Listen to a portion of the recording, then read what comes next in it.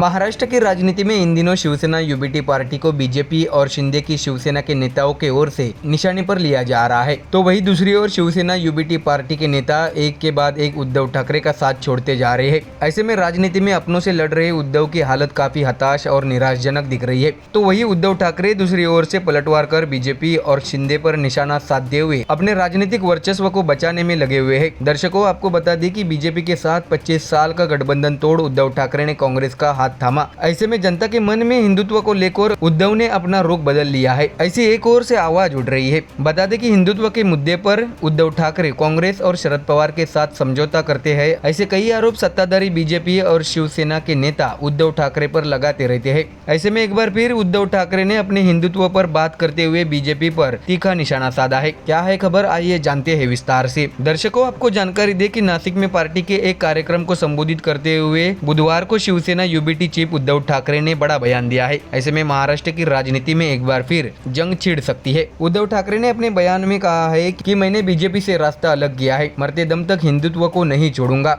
इसके साथ ही उन्होंने कहा है कि मुंबई को लूटा जा रहा है और सब कुछ गुजरात भेजा जा रहा है। उन्होंने महाराष्ट्र सरकार से मांग की है कि राज्यपाल का निवास कहीं और ट्रांसफर किया जाए, राजभवन को शिवाजी महाराज के स्मारक में तब्दील किया जाए। ऐसे में उद्धव ठाकरे के इस बयानों से राजनीति में कई कयास लगाए जा रहे हैं। बीजेपी पर निशाना साधते हुए उद्धव ठाकरे ने यह भी कहा है कि मैं बीजेपी के बिगड़ते हुए हिंदुत्व को स्वीकार नहीं कर सकता। इसके साथ ही ठाकरे ने यह भी जिक्र किया है कि शिवसेना के बिना बीजेपी उस मुकाम तक नहीं पहुंच सकती थी, यानी राम मंदिर बनाने का सपना कभी साकार नहीं होता अगर शिवसेना बीजेपी के साथ न होती। तो वही बीजेपी पर निशाना साधते हुए उद्धव ठाकरे ने यह भी कहा है कि बीजेपी ने झूठी कहानी फैलाई कि शिवसेना यूबीटी पार्टी ने हिंदुत्व को छोड़ दिया है। ठाकरे ने बयान में कहा है कि मुसलमानों ने हमारी पार्टी का समर्थन सिर्फ इसलिए किया क्योंकि मुख्यमंत्री के तौर पर मैंने सभी के साथ एक जैसा व्यवहार किया। ऐसे में बीजेपी और शिंदे की शिवसेना के नेताओं की ओर से हिंदुत्व पर उद्धव ठाकरे को निशाने पर लेते हुए इस पर उद्धव ठाकरे का ये पलटवार था।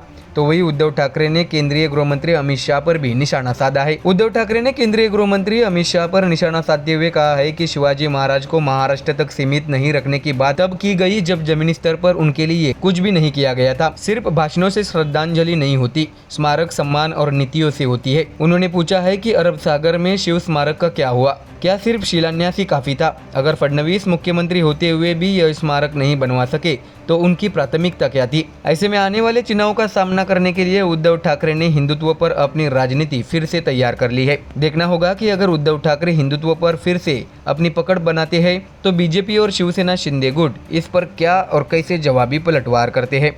Bureau report, MDR news.